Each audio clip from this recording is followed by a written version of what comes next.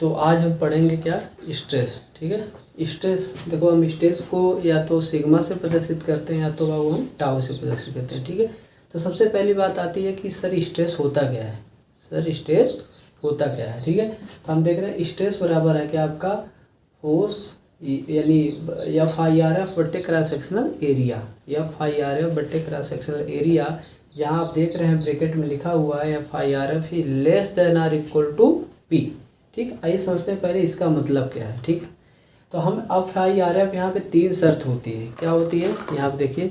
अगर हम देखते हैं क्या FIRF लेस देन P, यानी P क्या है, एक्सटर्नल फोर्स है या एक्सटर्नल लोड है। ठीक है, जैसे कोई बॉडी है, इस पे जो हम फोर्स लगाएं यानी टेंसाइल का लगाएं या कंप्रेसिव का लगाएं या शियर का लगाएं, ठीक है, इसको हम एक्सटर्नल लोड कहेंगे। और IRF क्या है, जो उसके इंटरनल में उत्पन्न हो रहा है, जो बॉडी के अंदर उत्पन्न हो रहा है, उसको हम इंटरनल रेजिस्टिव फोर्स कहते हैं या हम प्रतिरोधी बल कह सकते हैं। क्या कह सकते हैं, प्रतिरोधी बल, यानी जो रिएक्शन फोर्स होता है। ठीक है, तो अगर हम यहाँ पे ध्यान से देखें तो पहला केस हम यहाँ पे अगर बात करें कि FIRF अगर लेस देन P हो, ठीक है, तो बॉडी क्या हो जाएगी, बॉडी फेलोर हो जाएगी, बॉडी क्या हो जाएगी, फेलोर हो जाएगी, है ना, यानी टूट जाएगी समझो। अगर FIRF जो होगा वो ग्रेटर देन P हो जाए, यानी अगर एक्सटर्नल फोर्स लग रहा है और उस बॉडी के अंदर जो मतलब FIRF इंटरनल रेजिस्टिव फोर्स जो है वो ज़्यादा उत्पन्न हो रहा है, तो बॉडी क्या होगी, सेफ होगी। ठीक है, अगर हम देखें यहाँ पे एक केस और बन रहा है FIRF इक्वल टू P, यानी जो एक्सटर्नल फोर्स है वो इंटरनल फोर्स के बराबर हो जाए, तो इसी को हम क्या कहते हैं बाबू, या तो स्टेबिलिटी बोलते हैं या इसी को इक्विलिब्रियम बोलते हैं। तो इन इक्विलिब्रियम क्या होता है, FIRF जो होता है P एक्सटर्नल फोर्स यानी जो फोर्स होता है उसके बराबर हो जाता है। इसीलिए हम क्या करते हैं, सिग्मा का फार्मूला जो किताबों में होता है उसको P/A लिखा जाता है, P/A लिखा जाता है। ठीक है, अच्छा, अब हम यहाँ पे समझेंगे क्या बोलते हैं कि जब कोई बॉडी पे ये P एक्सटर्नल फोर्स लगता है तो क्या होता है, उसमें स्ट्रेस कैसे उत्पन्न होता है। ठीक है, तो हम यहाँ पे एक बॉडी देख रहे हैं जो मान लीजिए इससे ऐसा होगी, ठीक है, ऐसे होगी, ये क्या बात है और हम समझाना चाहते हैं। यहाँ पे जो बॉडी हम लेंगे ना वो प्रिज्मेटिक लेंगे। क्या लेंगे बाबू, प्रिज्मेटिक लेंगे। ये समझो प्रिज्मेटिक बार होती क्या है, जैसे मान लीजिए ये बॉडी आप देख रहे हो तो इसका क्रॉस सेक्शन हर जगह क्या होगा, आपका समान होगा, यानी यहाँ पे जो क्रॉस सेक्शन है वही क्रॉस सेक्शन आपका हर जगह होगा। क्या होगा, वही क्रॉस सेक्शन हर जगह होगा।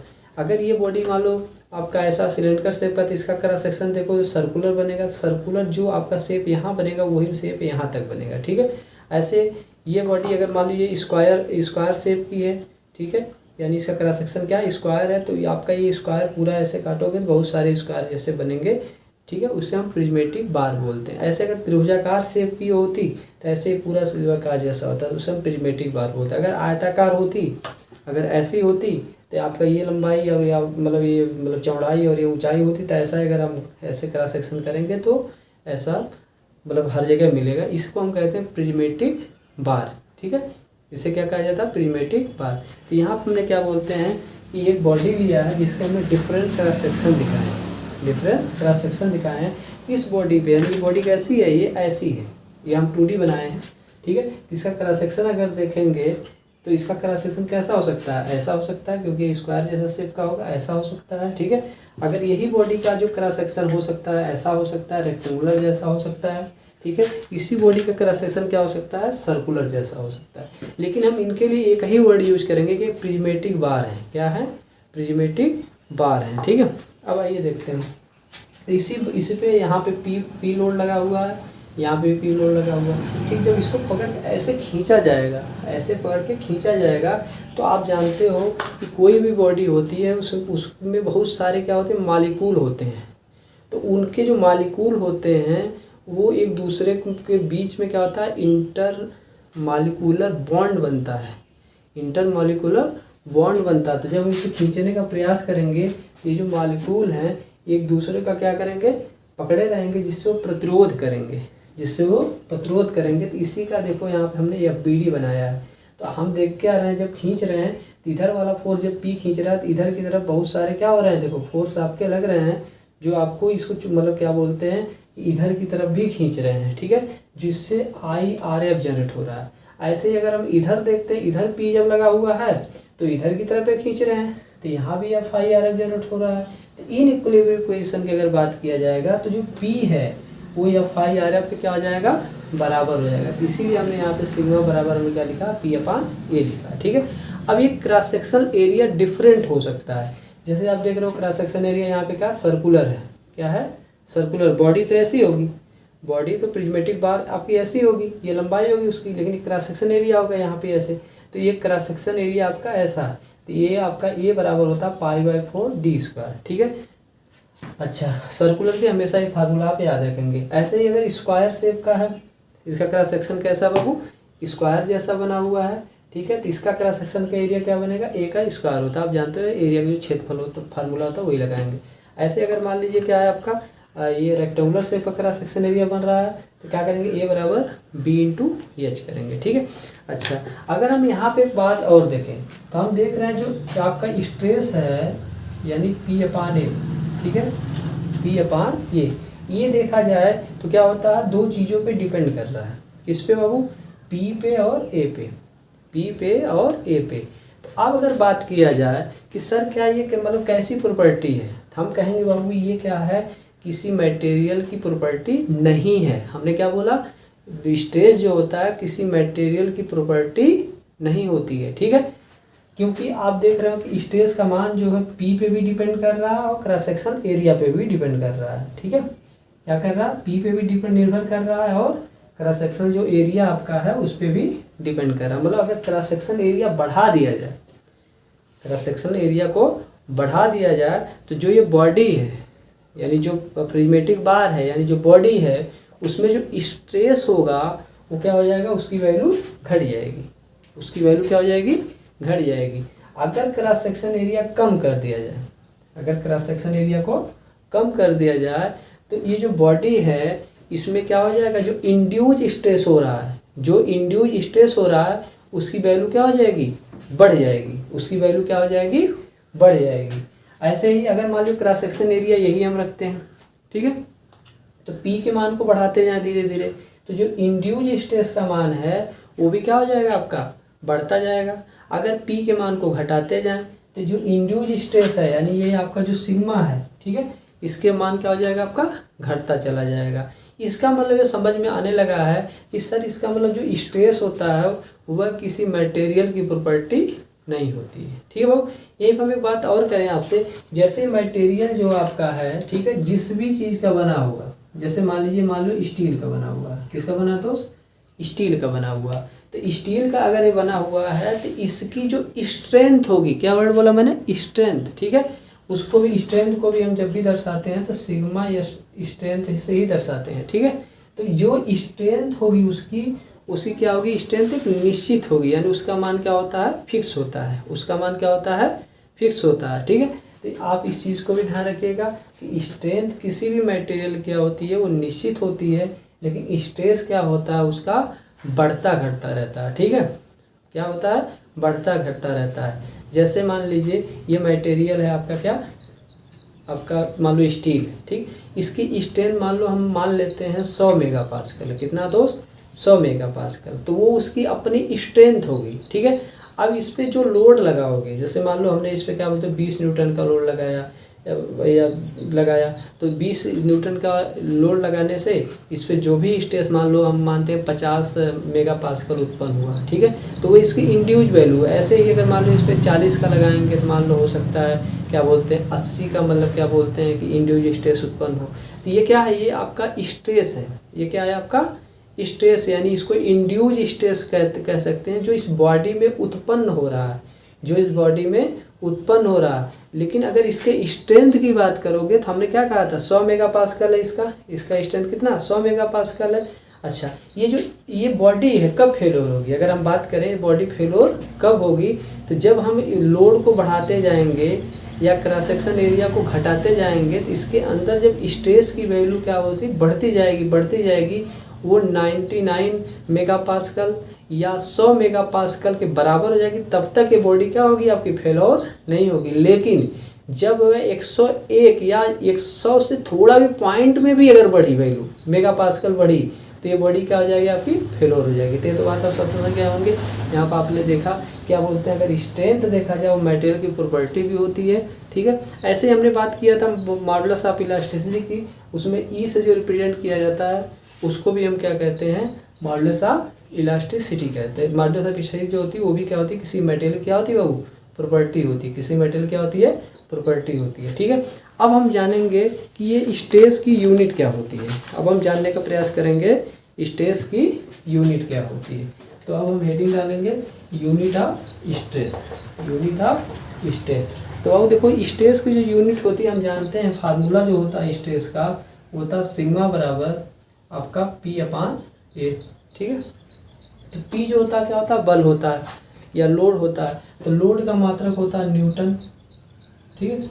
और एरिया का मात्रक होता है मीटर स्क्वायर। तो न्यूटन पर मीटर स्क्वायर भी बोल सकते हो आप, ठीक। न्यूटन पर मीटर स्क्वायर भी इसकी एक यूनिट होती है, ठीक है। ऐसे ही आपका आप अगर बात करें तो इसका एक न्यूटन पर मीटर स्क्वायर बराबर क्या होता है बाबू, एक आपका क्या होता है, पास्कल होता है। क्या होता है, एक पास्कल होता है, ठीक है। ये बात हम जानते हैं, ठीक। इसको पीए से रिप्रेजेंट करते हैं, ये बात हमें हमेशा याद रखनी है, ठीक। अच्छा, ऐसे ही क्या होता है, एक किलो पास्कल होता है। ये क्या होता है, किलो पास्कल होता है। एक किलो पास्कल मतलब क्या होता है दोस्त, एक मतलब होता है 10⁻³ और पास्कल का मतलब हमने क्या बताया, न्यूटन पर मीटर स्क्वायर, ठीक है। और थोड़ा सा इसको और जान लेते हैं। एक पास्कल को हम जानते हैं कि एक पास्कल में क्या होता है आपका, एक पास्कल में एक न्यूटन पर मीटर स्क्वायर होता है। अगर इसको हम हल करें, एक पास्कल बराबर एक न्यूटन पर मीटर स्क्वायर, तो हम एक चीज़ जानते हैं, एक मीटर में क्या होता है आपका 1000 mm होता है। तो अगर हम इसको चेंज करें तो हो जाएगा एक न्यूटन पर, इसका मान हो जाएगा क्या बाबू, 10⁻³ का स्क्वायर mm हो जाएगा। यानी हल करेंगे तो 10⁻⁻6 लिख सकते हैं, डायरेक्ट लिख दे रहे हैं, ठीक है, mm का स्क्वायर। यानी एक पास्कल में अगर हम देखें यहाँ से तो एक चीज़ और याद रखेंगे, 10⁻⁻6 न्यूटन पर mm स्क्वायर भी होता है, ठीक है। ऐसे ही अगर हम बात करते हैं एक मेगा पास्कल की, क्या, एक मेगा पास्कल की, तो आप देख रहे हैं कि यम का मतलब होता है 10⁻6 और मेगा पास्कल का मतलब होता है न्यूटन पर मीटर स्क्वायर। या तो ये होगा या तो इसी के बराबर हम लिखना चाहते हैं। तो हम देख रहे हैं कि यहाँ पे एक पास्कल या एक न्यूटन पर मीटर स्क्वायर बराबर इतना है। अगर वो वैल्यू रखते हैं तो 10⁻6 ये हो जाएगा और गुणे आपका 10⁻⁻, ये तो ये माइनस में है ना, ये प्लस में है, और -6 क्या हो जाएगा हमारा, न्यूटन पर mm स्क्वायर। यानी आपका यहाँ पे आपका हो जाएगा एक न्यूटन पर mm स्क्वायर। इसका मतलब हमने एक चीज़ और सीखा कि एक मेगा पास्कल एक न्यूटन पर mm स्क्वायर के क्या होता है, बराबर होता है। एक मेगा पास्कल क्या होता है, एक न्यूटन पर mm स्क्वायर के बराबर होता है, ठीक है। ऐसे एक होता है गीगा पास्कल। क्या होता है दोस्त, गीगा पास्कल, ठीक। 1 GPa जिसको बोलते हैं, क्या बोलते हैं, 1 GPa बोला जाता है, ठीक। इसमें हम क्या है कि G का मतलब होता है वो 10⁻⁹ इसका मतलब होता है क्या, न्यूटन पर मीटर स्क्वायर, न्यूटन पर मीटर स्क्वायर। अगर दोस्त हम इसको फिर लिखना चाहें तो 10⁹ हो गया। और एक न्यूटन पर मीटर स्क्वायर पर अभी हमने हल किया था, 10⁻⁻6 न्यूटन पर mm स्क्वायर होता है, ठीक है। तो अगर इसको हल करेंगे हम यहाँ से तो आ जाएगा 10⁻³ न्यूटन पर mm का स्क्वायर, ठीक है। तो 1 GPa बराबर 10⁻³ न्यूटन पर mm स्क्वायर होता है, ठीक है। ये सब सोच रहे होंगे आप हम क्यों आपको बता रहे हैं, ठीक है। बताने का रीज़न ये है क्योंकि बाबू एक बात हमेशा याद रखिएगा, चाहे वो डिज़ाइन हो, ठीक है, चाहे आप सोम पढ़ रहे हो, चाहे वो टॉम पढ़ रहे हो, चाहे डिज़ाइन पढ़ रहे हो, चाहे आप मतलब क्या बोलते हैं कि RCT पढ़ रहे हो, ठीक है। सब में जब भी वैल्यू ली जाती है किसकी ली जाती है, mm में ली जाती है, ठीक है। तो अगर आपको ये याद है कि 1 किलो पास्कल बराबर क्या होता है तो आप तुरंत डायरेक्ट लिख लोगे ना 10⁻³ न्यूटन पर mm स्क्वायर। आपको वहाँ चेंज नहीं करना पड़ेगा, प्रॉब्लम भी नहीं होगा और जो सवाल आपके होंगे गलत नहीं होंगे। ऐसे 1 मेगा पास्कल बराबर दिया रहेगा तो आप तुरंत लिख लोगे, क्या हो जाएगा आपका 1 न्यूटन पर mm स्क्वायर हो जाएगा। 1 GPa बराबर की बात करेगा तो 10⁻³ न्यूटन पर mm² हो जाएगा। तो ये बात तो आपको समझ में आ गई। ठीक, अब आपके माइंड में आएगा कि सर ये बताइए जो स्ट्रेस आपने पढ़ाया वो तो बात हमको समझ में आ गई, वहाँ पे आपने स्ट्रेंथ के बारे में भी बातें कर लिया कि किसी भी बॉडी की जो स्ट्रेंथ होती है वो उसके मटेरियल के कारण होती है, अर्थात जो स्ट्रेंथ होती है वो मटेरियल की प्रॉपर्टी होती है। ठीक है, उसका मान क्या होता है, निश्चित होता है। और जो स्ट्रेस होता है उसका क्या बोलते हैं कि मान निश्चित नहीं होता है, उसका मान निश्चित नहीं होता, वो बदलती रहती है। वो क्या होती है, बदलती रहती है, जो फोर्स पे और एरिया पे डिपेंड करती है। तो सर ये भी बता दीजिए ना कि टाइप ऑफ स्ट्रेस कितने होते हैं। तो हम आइए भाई बात करते हैं। ठीक है, तो देखो जो स्ट्रेस होता है वो मुख्यतः क्या होता है, 2 प्रकार का होता है। तो आइए देखते हैं टाइप्स ऑफ स्ट्रेस। ठीक है, तो स्ट्रेस क्या होता है, मुख्यतः 2 प्रकार का होता है। क्या होता है बाबू, स्ट्रेस मुख्यतः 2 प्रकार के होते हैं। आप जानते हैं नॉर्मल स्ट्रेस और शियर स्ट्रेस।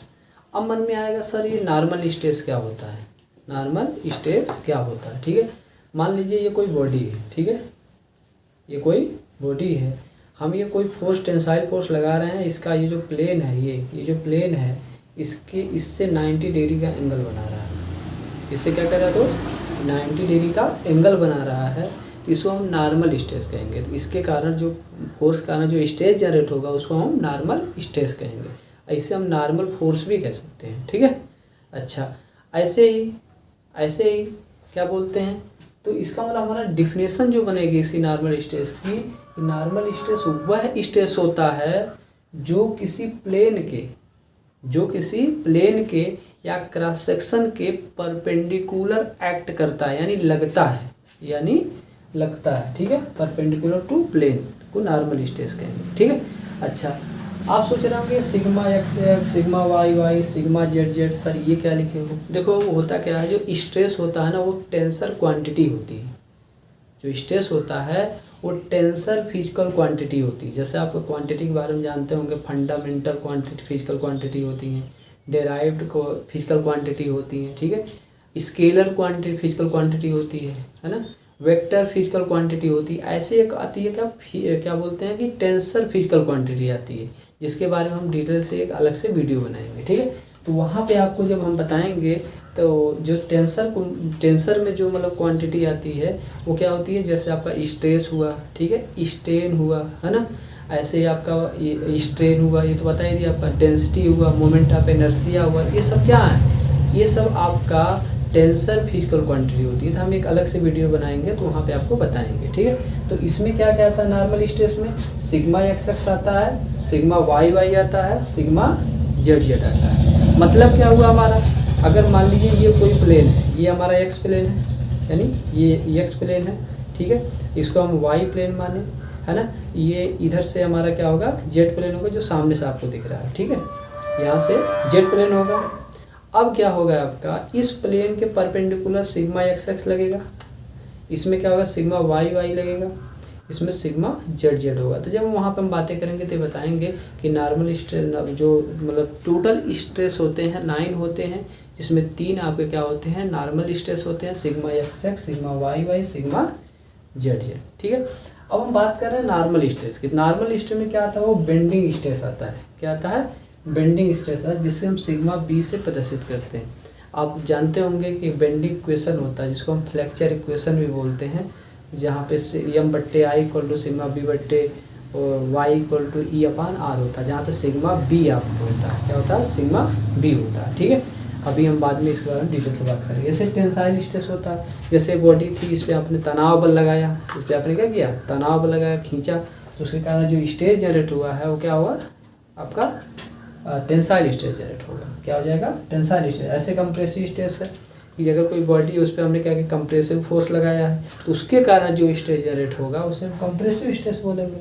ऐसे हुप स्ट्रेस आता है, क्या होता है, हुप स्ट्रेस आता है, ये भी नॉर्मल स्ट्रेस के अंतर्गत आता है, जो एक चैप्टर पढ़ेंगे जिसका नाम होगा थिन सिलेंडर, उसमें हम आपको ये बताएंगे वैसे क्या होता है। ये बात अभी हम बताएंगे कि PD/2T होता है, जहाँ पे P आपका प्रेशर होता है, D आपका क्या होता है, सिलेंडर का डायमीटर होता है, और T उसकी थिकनेस होती है। सब बातें हम अभी करेंगे आपसे। ठीक है, तो ये रही बातें किसकी, नॉर्मल स्ट्रेस की। तो हमेशा याद रखिएगा कि नॉर्मल स्ट्रेस वह स्ट्रेस होता है जो किसी प्लेन के परपेंडिकुलर लगता है। जैसे आप इसमें देख रहे हैं, इसके मतलब ऐसे लगा हुआ हो, कोई ऐसे भी स्ट्रेस लगा हो, ऐसे स्ट्रेस लगा हो, ऐसे लगा हो, तो इसे हम बोलेंगे क्या, नॉर्मल स्ट्रेस है। ठीक है, अब हम बात करेंगे शियर स्ट्रेस की। तो जो शियर स्ट्रेस होता है बाबू, वो किसी प्लेन के पैरेलल लगता है। क्या बोला मैंने, शियर स्ट्रेस वह स्ट्रेस होता है जो किसी प्लेन के पैरेलल लगता है। जैसे हम बात इसकी करें तो यहाँ पे प्लेन बोला जाएगा। तो अगर यहाँ से लोड लग रहा है, यानी लोड लग रहा है तो ऐसे हो रहा है, तो ये पहली बात तो प्लेन के पैरेलल हो रहा है, तो इसे शियर फोर्स बोलेंगे। और इस फोर्स के कारण जो स्ट्रेस जनरेट हो रहा है उसे हम क्या बोलेंगे, शियर स्ट्रेस बोलेंगे। अगर मान लीजिए इस प्लेन के ऐसे लग रहा हो, कोई पर लग रहा है, तो इस अब क्या हो, इसको हम शियर फोर्स बोलेंगे। पैरेलल है ना आपका प्लेन के, इसको शियर प्लेन बोलेंगे। और इस पे जो स्ट्रेस जनरेट हो रहा है इस फोर्स के कारण, उसे हम शियर स्ट्रेस बोलेंगे। इस पे हो रहा है तो ऐसे ही हम बोलेंगे। ठीक है, तो शियर स्ट्रेस वह स्ट्रेस होता है जो किसी प्लेन के पैरेलल कार्य करता है। इसलिए शियर स्ट्रेस को हम पैरेलल स्ट्रेस के नाम से भी जानते हैं।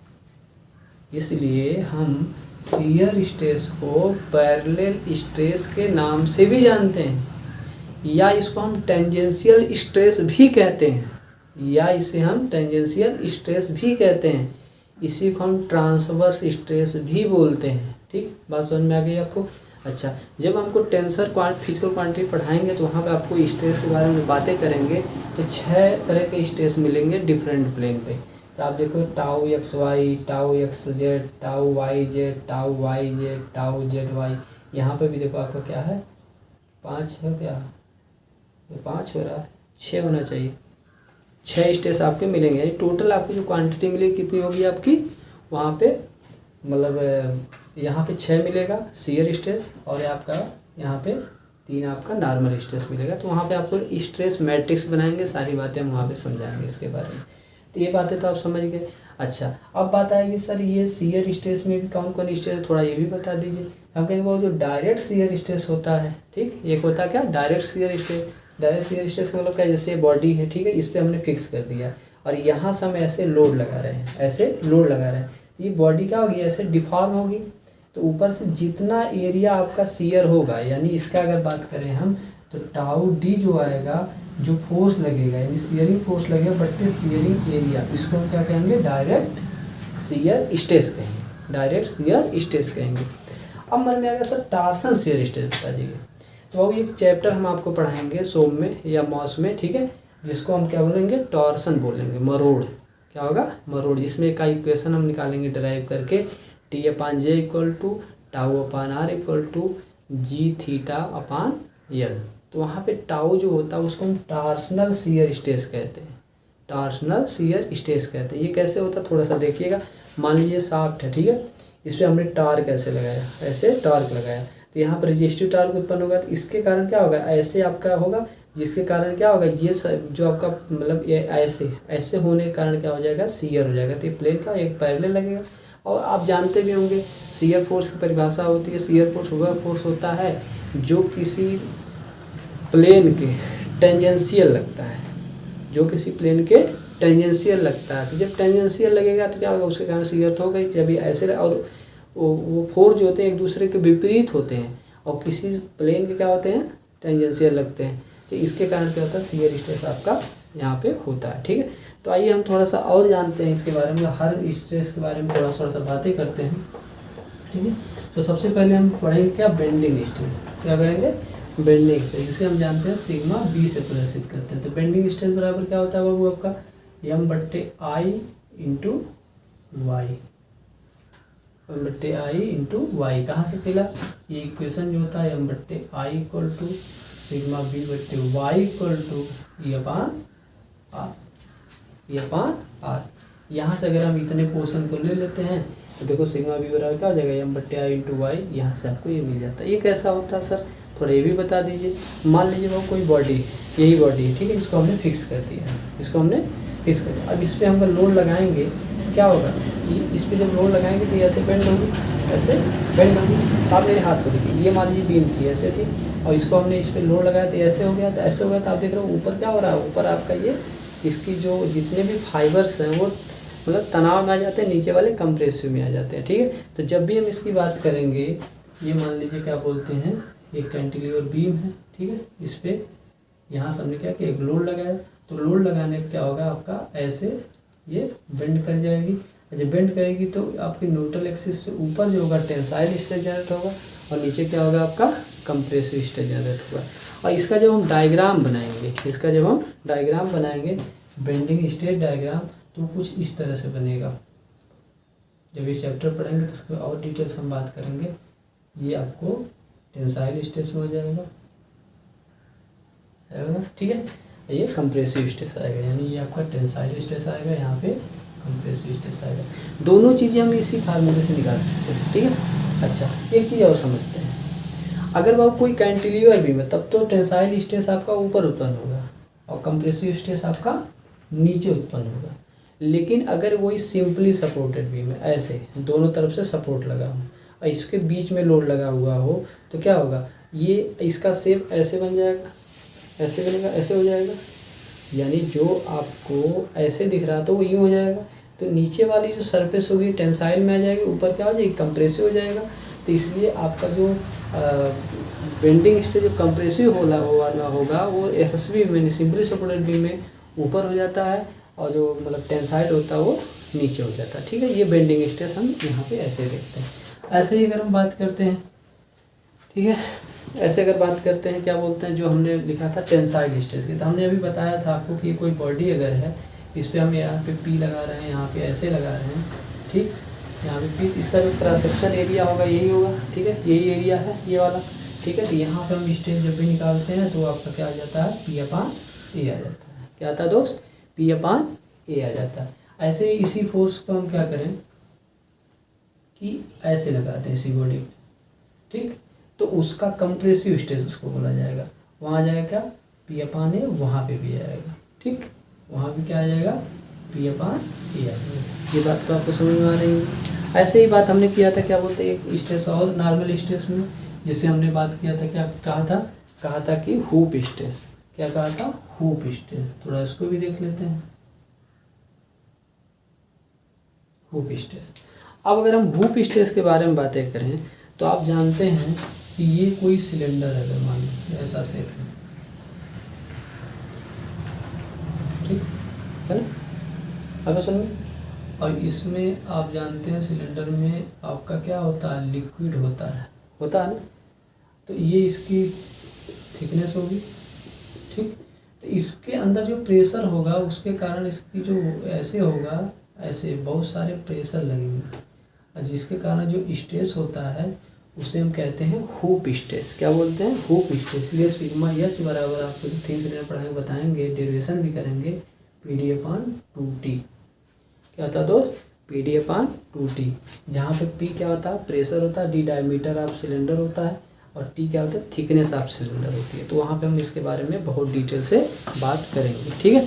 ऐसे ही हम अगर बात करते हैं यहाँ पे डायरेक्ट शियर स्ट्रेस की, इसकी डायरेक्ट शियर स्ट्रेस की, ठीक। तो अगर मान लो कोई बॉडी है ऐसे, ठीक है दोस्त, यही बॉडी है, ये 3D में देखो, ये 3D में इसका 2D बनाया है क्योंकि आयताकार आपको दिखेगा, ठीक। इसके ऊपर हम क्या करते हैं, यहाँ से एक फोर्स लगाते हैं ऐसे, और नीचे फिक्स किया है, नीचे क्या होगा, ये फिक्स है, तो ऐसे फिक्स कर दिया। ऊपर हमने क्या किया, एक शियर फोर्स FS लगा दिया, ऐसे लगाया, ऐसे लगाया, ठीक है, ऐसे फोर्स लगाएंगे तो क्या होगा, ये इसे डिफॉर्म ऐसे हो जाएगी, इसका शेप क्या हो जाएगा, डिफॉर्म हो जाएगा, जिसके कारण क्या हो जाएगा, शियर हो जाएगा, यानी ये ऐसे हो जाएगा और यहाँ पे ऐसे हो जाएगा। तो हम बाद में इसके बारे में बात करेंगे, शियर स्ट्रेन के बारे में। स्ट्रेन के बारे में बहुत लंबा, मतलब क्या बोलते हैं, हम आपसे बातें करेंगे, वहाँ पे बहुत बेहतर तरीके से आपको स्ट्रेन के बारे में बातें किया जाएगा। तो इसका एरिया कौन सा, सर, यही वाला एरिया है, यही आपका शेयरिंग एरिया बोला जाएगा। तो अब इसका एरिया अगर पता हो तो हम क्या करेंगे, यहाँ से डायरेक्ट, चूँकि डायरेक्ट लगा हुआ है ऐसे, इसलिए हम इसे डायरेक्ट से बोलेंगे, जो हो जाएगा शियर फोर्स और बट्टे शियरिंग एरिया। इस तरह से इसका निकाल लिया जाएगा, ठीक। ऐसे मान लीजिए कोई शाफ्ट है, ध्यान से देखिएगा, टॉर्सनल शियर स्ट्रेस को समझते हैं, किसको, टॉर्सनल शियर स्ट्रेस को समझते हैं, ठीक। अगर मान लीजिए क्या बोलते हैं, ये ऐसे है, ठीक, यहाँ से मान लो हमने फिक्स कर दिया है, क्या किया है, फिक्स कर दिया। अब इस पर हमने एक टॉर्क ऐसे लगाया, ऐसे टॉर्क लगाया, ठीक है। अब जब इसके अंदर इसको हम ऐसे टॉर्क लगाएंगे तो यहाँ पे क्या होगा, इसके विपरीत डायरेक्शन में एक टॉर्क उत्पन्न हो जाएगा ऐसे, पुष्पन हो जाएगा, जिससे ऐसे, ठीक है, ऐसे होगा। तो जो ये टार्क आपका इधर काम कर रहा है वो आपको इधर काम कर, इससे काम क्या होगा, प्लेन में ऐसे क्या हो जाएगा, सीयर हो जाएगा। प्लेन क्या कर जाएगा, सीयर कर जाएगा, शाफ्ट कर जाएगी, ऐसे सीयर कर जाएगी। इसीलिए आपका यहाँ पे जो आपका फार्मूला जो होता है T/J = टाउ अपान आर और जी थीटा अपान एल जो मैंने बोला, तो यहाँ से टाउ बराबर जब निकालते हो तो T/J इंटू क्या हो जाता है बाबू, आर हो जाता है। ठीक है, क्या हो जाता है, ये हो जाता है। आप इसको समझना चाहते हो तो कोई चीज़ ऐसे केले को आप ऐसे करेंगे ना, तो वो दो भागों में ऐसे उसका प्लेन का हो जाएगा, ऐसे सीयर हो जाएगा। इसे टॉर्सनल सीयर बोलते हैं, क्योंकि टार्क लगाते हो, इसको हम क्या बोलते हैं, टॉर्सनल सीयर बोलते हैं। ठीक है, तो अगला वीडियो हम बनाएंगे जब आपको, तो आपको बताएंगे प्रेशर और स्ट्रेस में डिफरेंस क्या होता है। दूसरी बात क्या करेंगे, टेंसर फिजिकल क्वांटिटी क्या होती है। ठीक है, ताकि हम आपको प्रिंसिपल स्ट्रेस बढ़िया से बता सकें, प्रिंसिपल आपका स्ट्रेन बता सकें। तो वो सब चीज़ें जब टेंसर क्वांटिटी समझा लेंगे आपको, तो बहुत बेहतर ढंग से क्या होगा, आपका समझ में आएगा। ठीक है, थैंक यू।